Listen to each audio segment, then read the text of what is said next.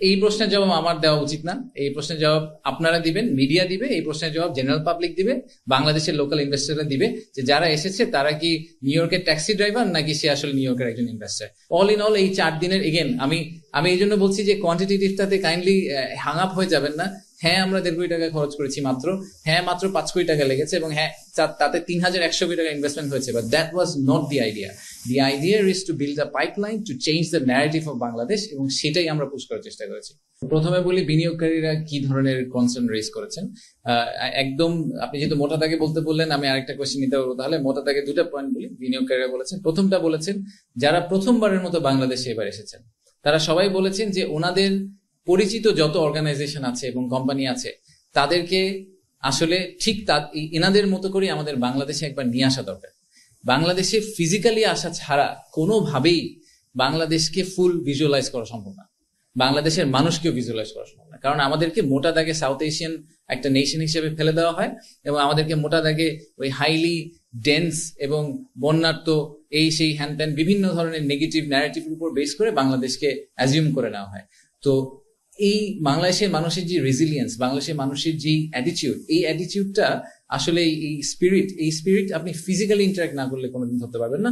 So এইটা তাদের সবার কমন ফিডব্যাক। যারা প্রথমবার এসেছেন বলেছেন যে ওনারা সারপ্রাইজ, এবং ওনারা মনে করেন যে আমাদের আরো উচিত যে এরকম যারা বাংলাদেশের কথা চিন্তাও করেন নাই বা করা উচিত, তাদেরকে আমাদের ধরে ধরে বাংলাদেশে নিয়ে আসা। সো আমাদেরকে এটা একটু মাথায় রাখতে হবে। আর দ্বিতীয়ত হচ্ছে যারা অলরেডি বাংলাদেশের কথা কনসিডার আগে করেছেন এবং স্ট্রাগল করছেন, তাদের একটা বড় ফিডব্যাক হচ্ছে যে বাংলাদেশের বিজনেস কেস জানার পরেও বাংলাদেশে ব্যবসা শুরু করাটা এত কঠিন। একটা ফ্যাক্টরি যদি লাইসেন্স পেতে এবং গ্যাস ইলেকট্রিসিটি কানেকশন পেতে 2 বছর লেগে যায়, তো তার বিজনেস কেস তো আসলে আর থাকে না। সো আমাদেরকে ওই ক্লায়েন্টের হ্যান্ড হোল্ডিং এর পিসটাতে আরো অনেক কাজ করতে হবে সরকার থেকে, যাতে তাদের এই এক্সপিরিয়েন্সটা অনেক বেটার হয়। আর আপনার লাস্ট কোয়েশ্চেনটা, যে আমরা যেই কারণে বলছি সরকারের কেন খরচ হচ্ছে, কারণ আমার ওয়ালেট তো গভর্নমেন্ট ওয়ালেট। সো আমি এই জন্য বলেছি আমার গভর্নমেন্ট ওয়ালেটের টোটাল খরচ কত হয়েছে। আমার পার্টনার অর্গানাইজেশন ছিল ওয়ার্ল্ড ব্যাংক, ইউএনডিপি, ফিকি, ইন্ডিপেন্ডেন্ট যারা অর্গানাইজ করেছে, তারা অনেক ঘাম ছড়িয়েছে, সেটা আমি বাদ দিলাম, সেটারও একটা কস্ট আছে, but let's take that aside. But একদম যদি আপনি বলেন যে ফিজিক্যাল টাকা ইনজেকশন কত করা হয়েছে, সেটা রাফলি 5 কোটি টাকার মতো।